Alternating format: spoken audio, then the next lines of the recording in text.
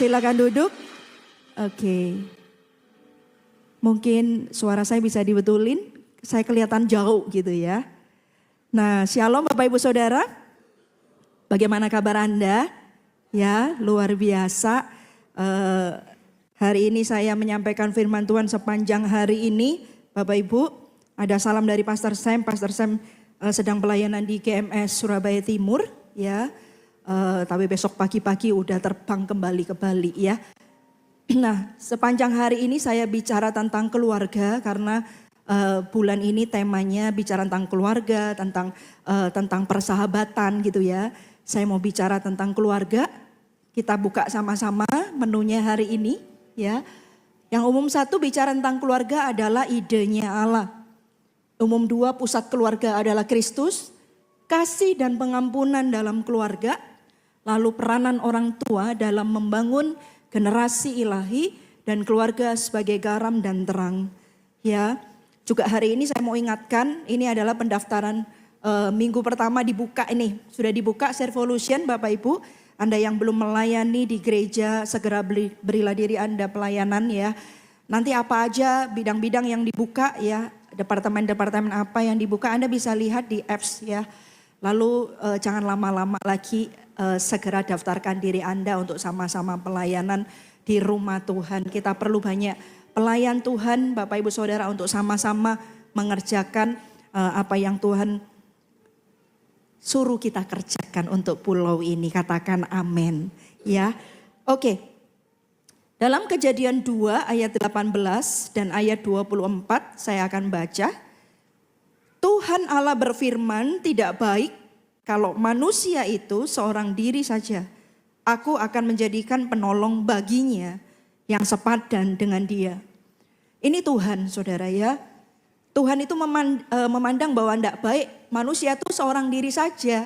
Karena itu Tuhan itu ciptakan Hawa ya, melalui tulang rusuk pria ya, Tuhan menciptakan Hawa karena dilihat tidak baik. Saudara, keluarga, rumah tangga, pernikahan itu adalah idenya Tuhan. Itu Tuhan yang berkehendak. Karena Tuhan punya rancangan buat setiap manusia. Dan Tuhan itu sangat mengasihi kita. Tidak baik nih seorang ini hidup sendirian nih. Manusia Adam ini seorang diri. Aku akan menjadikan penolong baginya yang sepadan dengan dia. Tentu saudara kalau zaman now bilang, waduh rumah tangga gak enak. Rumah tangga banyak problema. Sampai ada anak-anak muda trauma untuk berumah tangga ya, karena konsumsinya sosial media memberikan konsumsi yang demikian, perceraian, lalu konflik, KDRT dan segala macam. Saudara, saya mau beritahu itu bukan idenya Tuhan yang bagian itu. Tetapi keluarga, pernikahan itu Tuhan yang punya ide. Kalau Tuhan punya ide tentu masa untuk hancur anak-anaknya nggak mungkin. Lalu untuk mengalami hal-hal yang tidak enak dalam rumah tangga gitu saudara, tentu enggak gitu. Mana ada sih kita orang tua memberikan sesuatu kepada anak kita gitu ya. Misalnya sesuatu itu membuat dia binasa, enggak kan? Kenapa? Karena kita mengasihi anak kita. Kita kasih yang terbaik. Demikian juga pernikahan. Demikian juga keluarga. Demikian juga rumah tangga. Tuhan enggak pernah punya ide untuk menghancurkan orang dengan rumah tangga. Itu pilihan manusia itu sendiri. Pilihan dari masing-masing individu ya. Kejadian 2 ayat 24 Tuhan bilang begini, sebab itu seorang laki-laki akan meninggalkan ayahnya dan ibunya dan bersatu dengan istrinya sehingga keduanya menjadi satu daging. Saudara, keluarga itu dikatakan gini, seorang laki-laki akan meninggalkan ayahnya dan ibunya dan bersatu dengan istrinya. Ini bicara tentang suami istri, ini bicara tentang pernikahan, ini bicara tentang keluarga ya. Apa yang kita pelajari dari ayat ini? Yang pertama saudara, bahwa keluarga itu berasal dari Allah. Keluarga itu idenya Tuhan. Tuhan itu pengen, kalau itu idenya Tuhan, tentu rancangan yang baik, rancangan yang indah dan rancangan sempurna. Tetapi sekali lagi saudara, dosa dan manusia itu membuat dan perbuatan Iblis itu membuat rancangan apa yang semula rancangannya itu indah, rancangannya sempurna, rancangannya luar biasa, menjadi sesuatu yang bahkan sesuatu yang menakutkan. Iblis merancangkan itu sehingga ada banyak pernikahan hancur. Ada banyak pernikahan ujungnya adalah perceraian. Dan ada banyak juga anak-anak muda yang trauma masuk dalam keluarga ya. Saya berdoa saudara, kenapa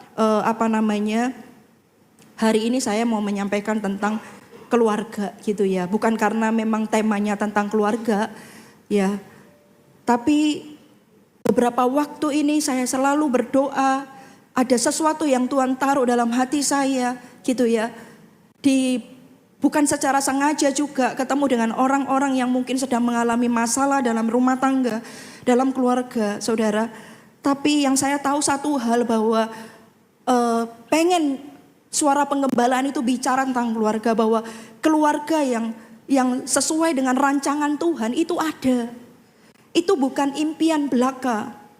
Keluarga yang bahagia, keluarga yang sesuai dengan kehendak Tuhan itu ada. Sesuai dengan rancangan Tuhan. Tuhan kan tidak pernah memberikan rancangan kecelakaan saudara. Aku memberikan kepadamu rancangan damai sejahtera. Hari depan yang penuh dengan harapan. Bukan rancangan kecelakaan. Itu ada. Dan Tuhan yang merancangkan itu. Karena apa? Karena keluarga itu berasal dari Tuhan. Keluarga itu idenya Tuhan. Karena itu hati ini rasanya tergerak ingin menyampaikan suara penggembalaan perihal keluarga. Supaya apa? Satu tujuannya. Supaya banyak keluarga mengalami pemulihan dari Tuhan. Halo, katakan amin. Yang kedua saudara, kalau keluarga dipulihkan, generasi pun akan pulih. Anak-anak Anda pun akan mengalami pemulihan. Dan kalau anak-anak kita mengalami pemulihan Bapak Ibu Saudara, maka sebuah generasi, beda kan anak kita ini sudah generasinya, generasi apa katanya? Gen Z gitu ya. Betul nggak sih? Generasinya udah beda. Kalau keluarga pulih, kalau keluarga berkenan di hadapan Tuhan, dia akan menghasilkan keturunan ilahi, keturunan yang berkenan di hadapan Tuhan. Dan itu mengubah sebuah generasi. Ada berapa banyak hari ini anak-anak muda hidupnya tidak punya arah, tidak punya tujuan, mereka hidup sia-sia. Kalau ditanya, ditelusuri paling dalam, sederhana. Karena mereka menemukan ada banyak hal dalam keluarga mereka yang tidak sesuai dengan apa yang Tuhan rancangkan. Karena itu sepanjang hari ini saya khotbah. Nanti kalau Anda bisa ikutin. Kalau enggak Anda bisa ikutin lewat YouTube ya, GMS Bali gitu. Jangan ketinggalan. Karena saudara, peranan keluarga itu sangat penting. Sangat penting. Dan kalau generasi diubahkan, sebuah kota, bahkan sebuah negara dan sebuah bangsa juga akan mengalami pemulihan. Jadi ternyata lingkup kecil keluarga, makanya itu kenapa loh Tuhan itu berkata, jadilah saksiku di Yerusalem, Yudea, Samaria sampai ke ujung bumi. Tuhan pertama-tama berkata kepada Yerusalem dulu. Yerusalem itu bisa tentang keluarga terdekat kita, keluarga inti kita, keluarga terdekat kita, keluarga besar kita. Dimulai dari keluarga. Karena memang benar ketika keluarga pulih, sebuah generasi pulih, bahkan sebuah kota, sebuah bangsa dan sebuah negara juga akan mengalami pemulihan. Kasih tepuk tangan yang paling meriah buat Allah kita. Karena itu di unit terkecil ini saya mau beritahu, keluarga itu adalah idenya Tuhan. Itu karena Tuhan yang ngomong, Tuhan yang berkata-kata. Mazmur 127 ayat 1, jikalau bukan Tuhan yang membangun rumah, sia-sialah usaha orang yang membangunnya. Ini bicara juga dalam hal rumah tangga, dalam hal keluarga. Kalau bukan Tuhan yang membangun rumah, semua usaha kita akan menjadi sia-sia. Kalau bukan Tuhan. Saudara, contoh apalagi perkawinan di Kana. Perkawinan di Kana dalam Yohanes 2 ayat 3 sampai 5. Firman bilang begini. Ketika mereka kekurangan anggur, Ibu Yesus berkata kepadanya, mereka kehabisan anggur. Kata Yesus kepadanya, mau apakah engkau daripadaku Ibu? Saatku belum tiba. Tetapi ibu Yesus berkata kepada pelayan-pelayannya, apa yang dikatakan kepadamu, buatlah itu. Imannya mamanya Yesus ini, Maria ibu Yesus ini sangat besar. Dia berkata, apa yang dikatakan oleh Yesus, lakukanlah itu, perbuatlah itu.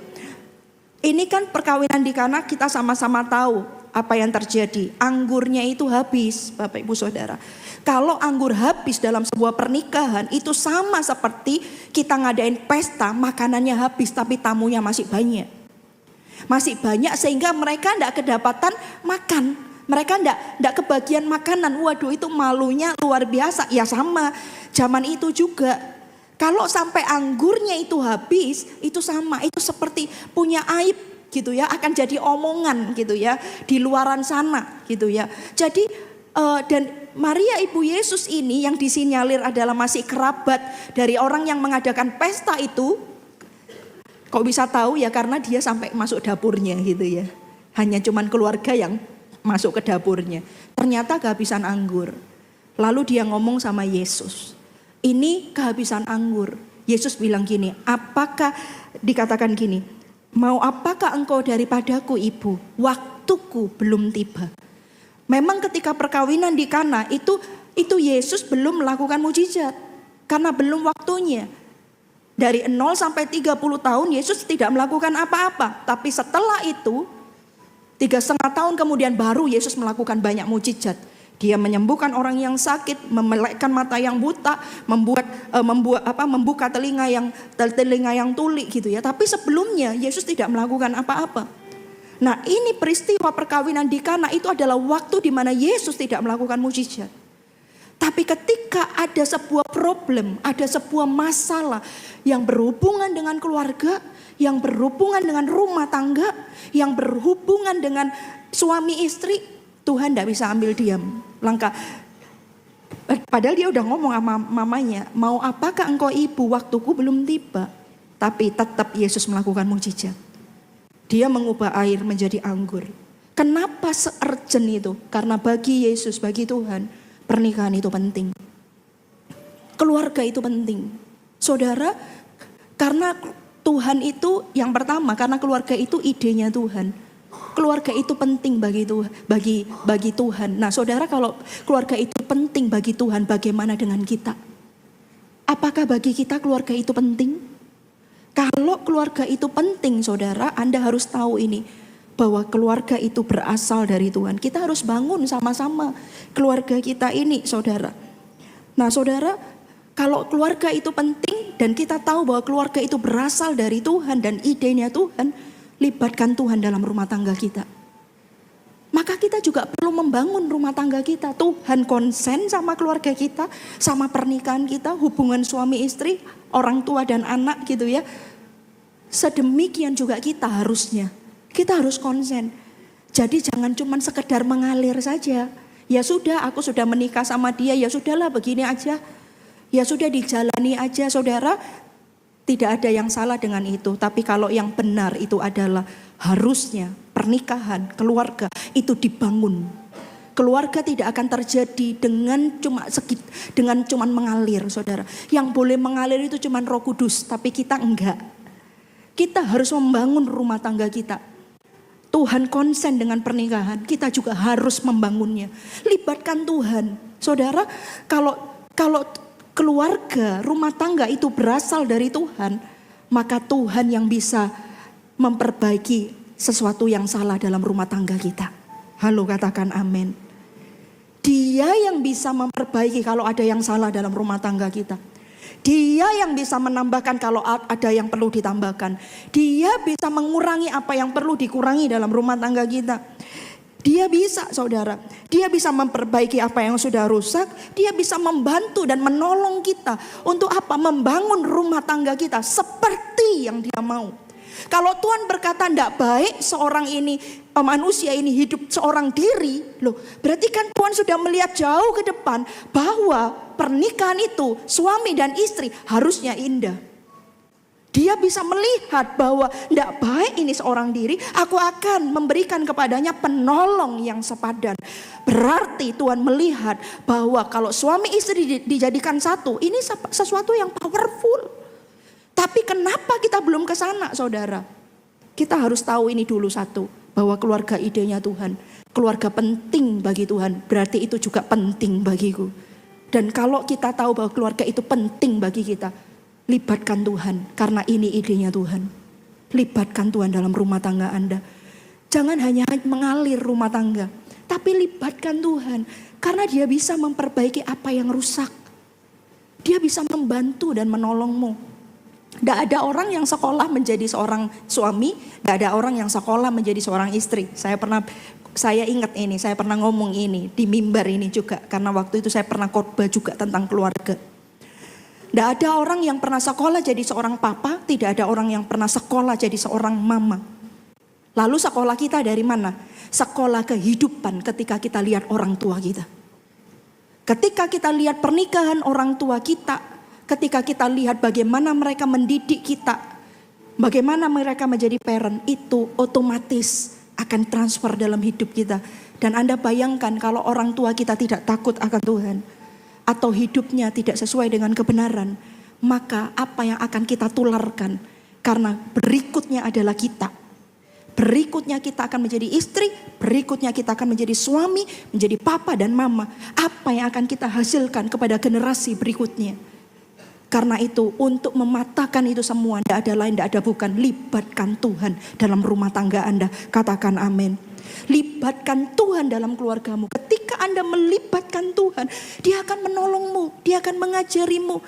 Makanya khotbah Building Strong Marriage, saya dengan Pastor Sam coba cari di YouTube GMS Bali, ada tentang pernikahan. Suami istri itu bukan versus tapi partner. Pernikahan seperti main badminton.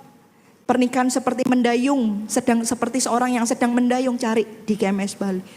Saudara, ada banyak Alkitab ini menolong dan membantu kita, menuntun kita bagaimana membangun rumah tangga yang takut akan Tuhan. Bagaimana membangun rumah tangga seperti yang Tuhan mau. Katakan amin. Yang kedua, Bapak Ibu Saudara. Yang kedua, tujuan dari keluarga itu adalah saling melengkapi.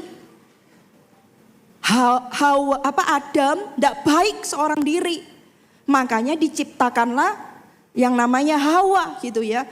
Tujuannya untuk apa? Saling melengkapi. Suami istri itu tujuan keluarga itu saling melengkapi satu dengan yang lain. Pengkhotbah 4 ayat 9 sampai 10, berdua lebih baik daripada seorang diri. Karena mereka menerima upah yang baik dalam jerih payah mereka. Karena kalau mereka jatuh, yang seorang mengangkat temannya. Tetapi wahai orang yang jatuh, yang tidak mempunyai orang lain untuk mengangkatnya. Jadi harusnya dalam keluarga, suami istri, orang tua anak, itu adalah saling melengkapi satu dengan yang lain. Mungkin yang muda yang masih single-single di tempat ini berkata, aduh ini khotbahnya kok ini kan tentang pernikahan, tentang keluarga, sepertinya belum cocok. Saudara, firman Tuhan ini lebih baik mencegah daripada mengobati. Biar ini menjadi rambu-rambumu, ini menjadi kisi-kisimu, menjadi bekalmu untuk membangun rumah tangga nanti. Karena ini bagus ya, kita sudah dapat makanan dulu sebelum kita masuk dalam pernikahan gitu ya. Nah, berdua lebih baik daripada seorang diri, saling melengkapi. Karena kalau mereka jatuh, yang seorang mengangkat temannya, tetapi wahai orang yang jatuh, yang tidak mempunyai orang lain untuk mengangkatnya. Saudara, suami istri itu peranannya seperti itu, saling melengkapi. Saling melengkapi dalam hal yang baik dan benar. Bukan dalam hal yang salah. Bukan dalam hal yang tidak sesuai dengan kebenaran. Jadi kita ini saling melengkapi, satu keluarga juga saling melengkapi dalam hal yang baik ya Bapak Ibu. Dan dalam hal yang benar. Siapa contohnya? Priscilla dan Aquila. Dalam Kisah Para Rasul 18 ayat 2-3. Saya bacakan, di Korintus ia berjumpa dengan seorang Yahudi bernama Aquila yang berasal dari Pontus. Ia baru datang dari Italia, dan Priscilla istrinya, karena Kaisar Claudius telah memerintahkan supaya semua orang Yahudi meninggalkan Roma. Paulus singgah ke rumah mereka Dan karena mereka melakukan pekerjaan yang sama, ia tinggal bersama-sama dengan mereka. Mereka bekerja bersama-sama karena mereka sama-sama tukang kemah. Mereka adalah pasangan suami istri yang bekerja bersama dan melayani Tuhan bersama-sama. Saudara, Priscilla Aquila adalah sepasang suami istri. Mereka ini punya bisnis tenda sama kayak Paulus. Paulus ini, dia ini full heart. Hatinya pelayanan untuk Tuhan, untuk misi Tuhan. Tetapi dia itu punya pekerjaan. Dia bukan hamba Tuhan full time, bukan. Dia adalah volunteer, saudara. Volunteer itu adalah full heart, tapi dia punya pekerjaan sekuler. Pekerjaannya itu adalah menjadi seorang pengusaha tenda. Nah, dia ini ketemu dengan Aquila dan Priscilla yang sama-sama pengusaha tenda. Tapi saudara, suami istri Priscilla dan Aquila ini bukan cuma dia itu sama-sama bekerja dalam satu bidang yaitu tenda. Jadi mungkin suami istri ini ngerjain satu bidang. Saudara tahu enggak kalau katanya orang pekerjaan suami istri kalau satu bidang itu rawan konflik. Sulit, ada dua kepala. Saudara, kalau Priscilla Aquila bisa, harusnya kita juga bisa. Tinggal menemukan aja yang mana sela-selanya. Priscilla Aquila dia membuktikan bahwa suami istri dalam satu bidang bisa bekerja bersama-sama. Mereka bisa saling melengkapi, berarti tidak gampang. Ada orang bilang mending ya kalau aku kerja istriku sudah jangan ikut kerja gitu ya, sama sebidang sama aku atau kerja lain boleh gitu ya. Tapi dalam Alkitab ada contoh yaitu Priscilla Aquila bisa. Karena apa? Karena mereka saling melengkapi. Dua orang, pria wanita, ini punya kelebihannya sendiri, punya kekurangannya sendiri, Bapak Ibu Saudara. Saya tidak akan ngomong kelebihan kekurangannya. Anda bisa lihat di YouTube itu ya, yang saya sebutkan tadi tentang keluarga. Saya malah tandem berkhotbah sama Pastor Sam, gitu ya. Nah, saya tidak ngomong tentang perbedaan kelebihan kekurangannya pria sama wanita itu apa. Tapi kalau di dalam firman Tuhan ada contoh tokoh yang bisa melakukannya. Bahkan bukan cuma itu. Mereka ini sama-sama melayani Tuhan. Sama-sama membuka rumahnya untuk jemaat berkumpul. Mereka ini suami istri. Jadi nanti Paulus akan menyampaikan sesuatu. Dia berkhotbah, dia mengajar dan segala macam. Gitu ya. Nah saudara, jadi mereka adalah orang-orang yang melayani Tuhan. Bahkan dalam pelayanan bersama dengan Paulus, mereka suami istri tanda kutip yang mempertaruhkan nyawanya dalam pelayanan. Berarti mereka ini adalah suami istri yang saling melengkapi dalam hal baik dan benar, Bapak Ibu. Mereka bisa saling melengkapi dalam pekerjaan yang sama-sama satu bidang. Lalu mereka juga bisa saling melengkapi dalam pelayanan. Dua-duanya bisa mempunyai hati yang sama-sama mengasihi Tuhan. Saudara, itu adalah contoh yang sangat-sangat bagus. Suami istri itu gak boleh timpang kerohanian, Bapak Ibu. Malah kalau sebisa mungkin prianya yang lebih di atas daripada wanitanya. Kenapa Bapak Ibu Saudara? Karena seorang pria itu adalah kepala. Tapi iblis itu memutarbalikannya. Sehingga banyak hanya wanita biasanya yang jadi pendoa wanita gitu ya. Ikut pelayanan pendoa wanita, tapi puji Tuhan gereja kita juga bapak-bapaknya banyak jadi pelayan pendoa gitu ya. Tapi harusnya yang ideal itu, tapi iblis memutarbalikkan sehingga apa? Sehingga pria fokusnya bekerja, lupa melibatkan Tuhan, lupa hal-hal yang rohani gitu ya. Sehingga apa? Sehingga seolah-olah wanitanya yang lari dalam hal kerohanian. Memang iblis memutarbalikkannya. Tapi sesungguhnya kalau dari Tuhan itu adalah seorang pria adalah imam, seorang pria adalah kepala. Seperti Tuhan mengasihi jemaatnya, demikian seorang pria mengasihi istri dan keluarganya. Berarti kan seorang pria adalah kepala. Dia di atas dari istri dan anak-anaknya. Baik dalam segala hal maupun juga terutama ini dalam hal kerohanian. Nah saudara, Aquila dan Priscilla, mereka adalah pasangan yang sama-sama melayani Tuhan. Benar-benar Aquila menjadi imam, Priscilla menjadi penolong yang sepadan. Sehingga apa? Sehingga mereka bukan hanya dalam pelayanan yang dibawa naik, dalam pekerjaan juga. Mereka bisa saling melengkapi. Saudara, jadi tujuan keluarga adalah saling melengkapi. Demikian juga anak dan orang tua saling melengkapi. Jangan saling melengkapi dalam hal yang salah atau dalam hal yang jahat yang tidak berkenan di hadapan Tuhan. Ada contohnya juga, yaitu Ananias dan Safira. Coba kita baca Bapak Ibu Saudara ya. Contoh Ananias dan Safira di dalam Kisah Para Rasul 5 ayat 1 sampai 2. Ada seorang lain yang bernama Ananias. Ia beserta istrinya Safira menjual sebidang tanah. Dengan setahu istrinya, lihat, ini sepakat. Dengan setahu istrinya, makanya suami istri gak boleh ada yang disembunyiin. Apapun itu. Karena suami istri kalau mau sepakat itu harus transparan satu dengan yang lain. Jangan ada keuangan ganda, jangan ada pembukuan yang lain, atau jangan ada uang selempitan katanya. Kalau ibu-ibu harus transparan. Lihat dikatakan dengan setahu istrinya, tapi ini sepakat yang tidak baik. Ia menahan sebagian hasil dari hasil penjualan itu dan sebagian lain dibawa dan diletakkannya di depan kaki rasul-rasul. Harusnya itu semuanya, tapi dia tarik sebagian lagi baru diserahkan.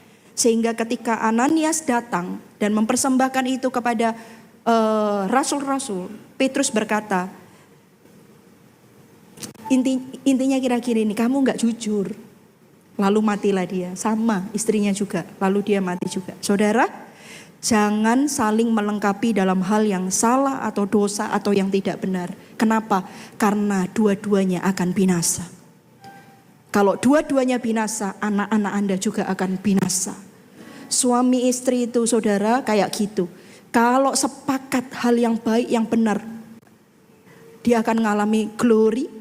Tapi kalau sepakat saling melengkapi dalam hal yang tidak benar, yang salah, dua-duanya binasa. Anak-anak semuanya juga akan mengalami kebinasaan. Jadi saudara, mana yang kita pilih? Tentu yang saling melengkapi dalam hal yang baik dan benar. Katakan amin. Ya, saling melengkapi bukan berarti nggak ada gesekan. Namanya manusia, menajamkan manusia, besi menajamkan besi. Tetapi saudara, prinsipnya itu adalah saling melengkapi, sepakat satu dengan yang lain untuk hal yang baik dan benar. Yang ketiga, Bapak Ibu Saudara, yang ketiga, kesatuan itu sebagai inti dalam keluarga. Kesatuan itu adalah inti. Markus 10 ayat 6 sampai 9. Sebab pada awal dunia Allah menjadikan mereka laki-laki dan perempuan. Sebab itu laki-laki akan meninggalkan ayahnya dan ibunya dan bersatu dengan istrinya. Sehingga keduanya menjadi satu daging. Demikianlah mereka bukan lagi dua, melainkan satu. Karena itu apa yang telah dipersatukan Allah tidak boleh diceraikan oleh manusia. Saudara, kesatuan itu adalah inti dari keluarga. Keluarga ini harus bersatu, Bapak Ibu Saudara, tidak boleh diceraikan oleh apapun juga. Situasi, kondisi orang lain, Bapak Ibu Saudara. Kenapa? Karena itu idenya Tuhan yang pertama, itu berasal dari Tuhan. Tuhan itu kasih bless sama kita. Tuhan itu memberkati keluarga. Makanya Bapak Ibu Saudara, kita harus jaga sungguh-sungguh ranjang pernikahan kita. Kenapa? Hai anak muda, jangan cemari ranjang pernikahanmu. Dengan kata lain, jangan jatuh dalam dosa hubungan suami istri sebelum menikah. Kenapa? Sekalipun Anda bohong, lakukan segala cara, administrasi gereja lengkap, Anda tidak ngaku Anda sudah menodai ranjang pernikahan, berkat hamba Tuhan itu akan menjadi kutuk. Berkat itu akan menjadi kutuk. Kenapa? Karena Tuhan itu memberkati suami istri yang menjaga kekudusannya. Karena itu berkat dari Tuhan. Berkat pernikahan itu datangnya dari Tuhan. Hamba Tuhannya tidak tahu, tapi Tuhannya tahu. Sehingga berkat berubah menjadi kutuk. Nah saudara, karena ada persatuan antara suami dan istri. Ada kesatuan, itu adalah inti dalam keluarga. Orang kalau ada kesatuan, itu segala sesuatunya bisa Bapak Ibu Saudara lewat persatuan. Nah, persatuan itu di dalam keluarga kita harus usahakan persatuan itu ya Bapak Ibu. Dan kesatuan dalam keluarga itu Bapak Ibu Saudara dijaga bukan dengan perasaan tapi dengan komitmen. Kesatuan dalam keluarga itu jaganya bukan dengan perasaan tapi dengan komitmen. Siapa contohnya? Contohnya Ruth dan Boas. Ruth itu Bapak Ibu Saudara suaminya meninggal. Naomi itu mertuanya, dia punya anak, dua-duanya juga meninggal. Tapi Ruth, apa yang dilakukan oleh Ruth? Dia berkata begini, aku tidak akan meninggalkanmu, kira-kira gitu ya, ngomong sama Naomi. Kemanapun engkau pergi, aku akan mengikutimu. Dan bahkan dia juga menyembah Allahnya Naomi. Dia juga menyembah Tuhannya Naomi. Nah saudara, kayak gitu Ruth. Ruth itu dia itu bersatu dengan keluarganya yang notabene sebenarnya udah tidak ada hubungan karena suaminya udah mati. Nah suaminya itu adalah anaknya Naomi, Bapak Ibu Saudara. Naomi ini adalah mertuanya. Jadi sebenarnya begitu suaminya ini mati mungkin sudah tidak ada hubungan lagi. Tetapi dia tetap punya komitmen untuk mengikuti kemanapun Naomi pergi. Bahkan Allahnya Naomi adalah Allahnya dia juga. Nah saudara, dalam keluarga ada banyak hal bisa terjadi. Perbedaan suami istri aja beda banget. Pria cara berpikirnya, wanita cara berpikirnya juga berbeda. Lalu belum lagi kita punya anak-anak. Anak-anak dari anak-anak yang baru lahir lebih gampang gitu ya. Waduh, ada berapa banyak orang tua bilang gini, tahu gitu ya kamu tak kecilin lagi. Kalau udah gemes, betul nggak? Tahu gitu kamu udah gedein tak kecilin lagi gitu ya. Kenapa? Mendidik mereka merawat dan menjaga anak-anak yang masih kecil jauh lebih mudah daripada yang sudah dewasa, yang sudah teenager, jauh lebih mudah. Nah saudara, tapi kita ada banyak faktor gitu ya. Tapi kita harus mengusahakan persatuan itu bukan dengan perasaan, tetapi dengan sebuah komitmen. Karena itu kenapa coba ketika ada konflik dalam rumah tangga, ada masalah dalam rumah tangga, Anda selalu harus kembali kepada kenapa Anda menikah dengan orang itu. Anda harus ingat janji pernikahanmu dulu. Aku mengambilmu. Yang pria dulu, aku mengambilmu. Kalau pria itu mengambil. Makanya perempuan-perempuan sebelum menikah, ini yang belum menikah, saya beri pesan, buka mata lebar-lebar. Jangan pada waktu menikah baru sudah sembuh, yang dulu buta jadi sembuh, jangan. Terlambat. Sebelum menikah buka mata lebar-lebar. Kenapa? Yang cewek terutama. Karena kamu akan memberikan hidupmu kepada pria yang mengambil engkau. Namanya diambil, itu ikut. Gitu. Makanya sehebat-hebatnya wanita jangan pernah lupa engkau dari tulang rusuk pria. Tidak ada wanita dominan di tempat ini.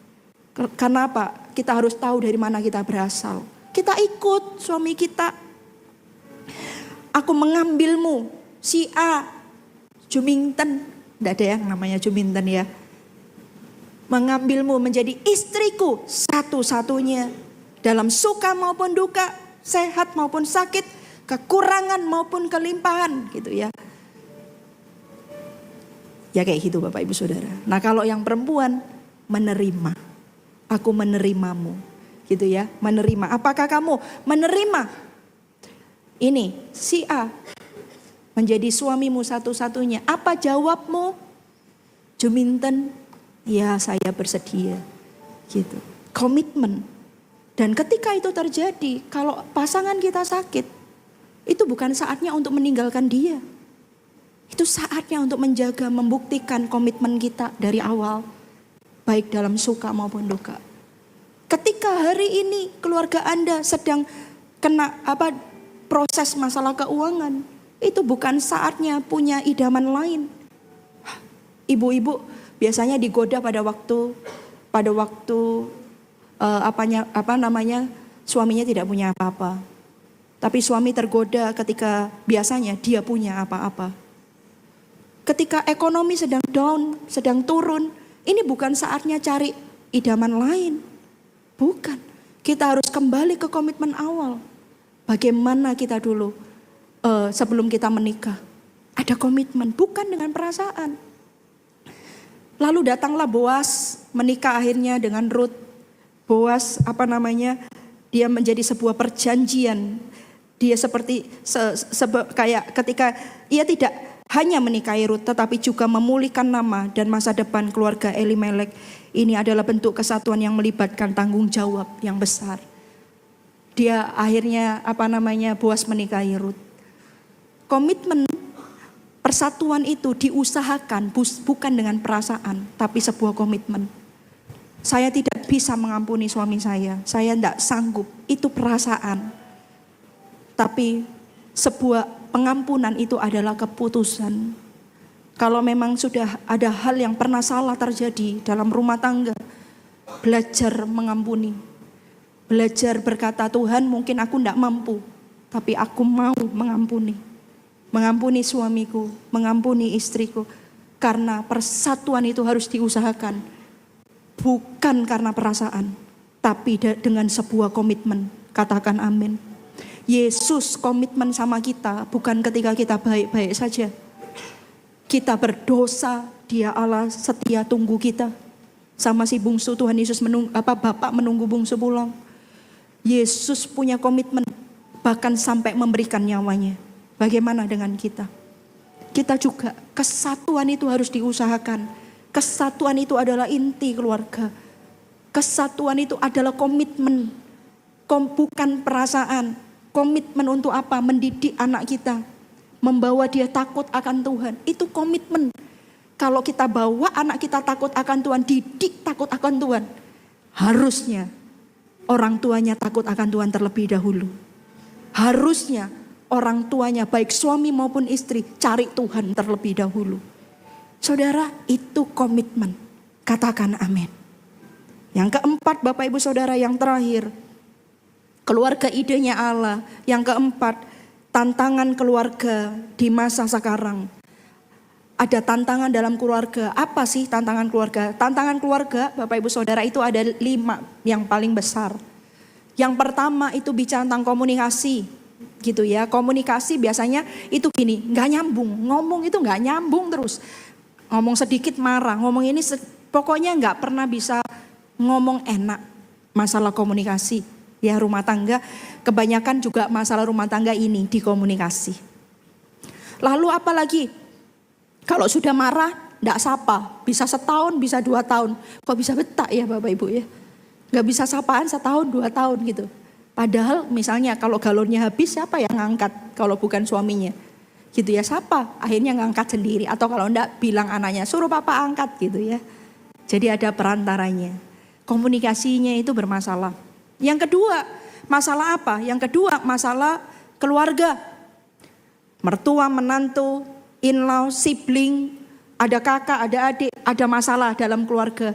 Mungkin mertuanya terlalu intervensi, ikut campur dan segala macam. Itu juga bisa menjadi masalah dalam rumah tangga. Dan itu juga bisa besar. Apalagi keluarga, kesetiaan.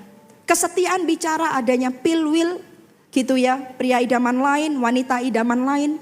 Ini bicara tentang kesetiaan. Yang keempat bicara tentang keuangan. Oh, keuangan juga bisa menjadi masalah besar dalam rumah tangga. Kalau uangnya kurang, pas-pasan, tidak bekerja, tidak mau bekerja, malas bekerja, gitu ya. Ini jadi masalah juga. Yang kelima itu adalah masalah keintiman hubungan suami istri. Ya, ini juga bisa menjadi problema besar. Nah, saudara, ini semuanya tantangan itu ada nyata, real. Tapi Tuhan kita jauh lebih nyata, jauh lebih real, jauh lebih luar biasa. Kasih tepuk tangan buat Allah kita. Maksudnya apa? Maksudnya adalah tantangan terbesar dalam keluarga zaman sekarang adalah mereka tidak menghadirkan Tuhan dalam keluarga mereka. Itu poinnya. Asal ada Tuhan dalam keluargamu Bapak Ibu Saudara, ini 5-5-nya. Tuhan akan tolong karena ini adalah idenya Tuhan. Keluarga rumah tangga adalah idenya Tuhan. Tuhan akan kasih hikmat. Entah Anda sendiri tiba-tiba mengalami perjumpaan dengan Tuhan. Ngalami perjumpaan dengan Tuhan bukan berarti masalah rumah tangga bisa selesai. Belum. Tapi hatimu berubah. Dari yang ego menjadi Anda ditundukkan di bawah kaki Kristus. Dari yang keras Anda jadi lemah lembut. Dari yang kasar Anda jadi lemah lembut. Kalau Anda jumpa Tuhan. Berikutnya memang perlu Anda konseling, Anda konselor atau segala macam, hamba Tuhan dan segala macam menolongmu. Ada mentor-mentor dalam pernikahan, itu memang harus perlu Bapak Ibu. Tapi saudara, semua masalah rumah tangga, sudah 24 tahun saya dengan Pastor Sam jadi gembala. Selalu satu jawabannya, menghadirkan Tuhan dalam keluarga. Menghadirkan Tuhan dalam rumah tangga. Itu adalah jawaban terbesar dalam keluarga. Di dalam ayatnya bilang gini, Matius 18 ayat 19 sampai 20. Dan lagi aku berkata kepadamu.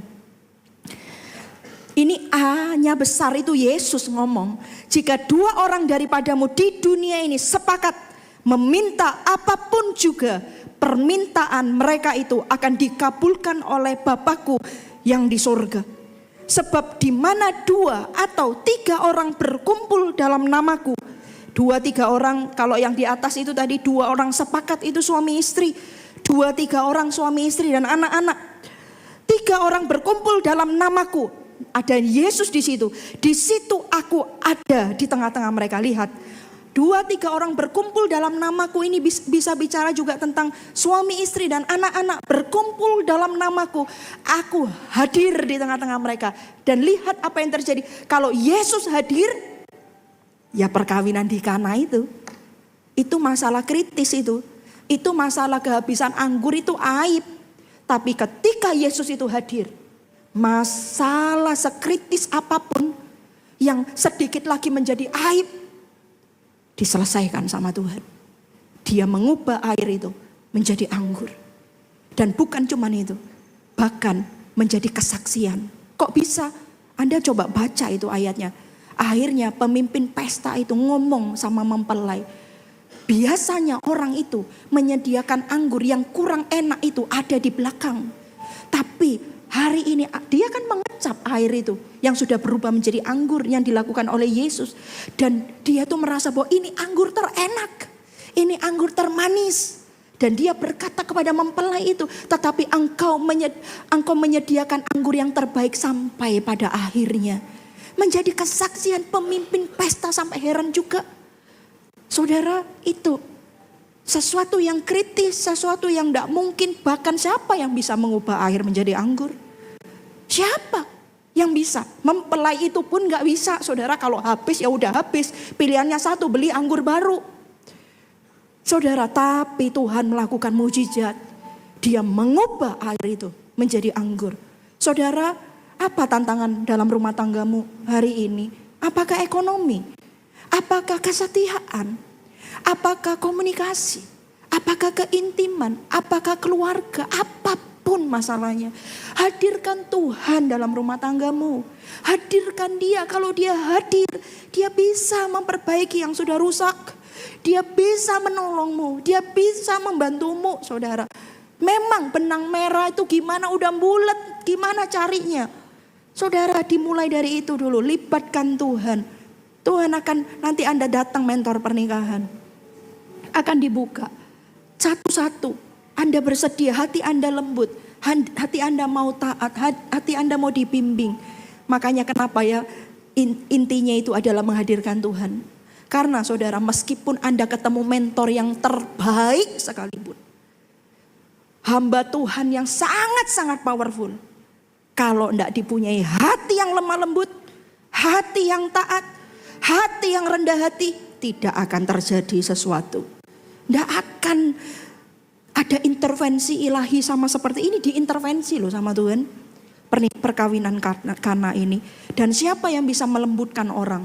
Siapa yang bisa membuat orang rendah hati? Tuhan Yesus namanya. Makanya saya sangat percaya. Mau masalah rumah tangga serumit apa, seberantakan apa, sehancur apapun, saya percaya satu, asal suami istri itu menghadirkan Tuhan. Kalau perlu sama anak-anak juga menghadirkan Tuhan. Tidak ada yang tidak mungkin bagi Allah kita. Kasih tepuk tangan yang paling meriah buat Allah kita. Hadirkan Tuhan. Mari saya undang semua bangkit berdiri. Haleluya.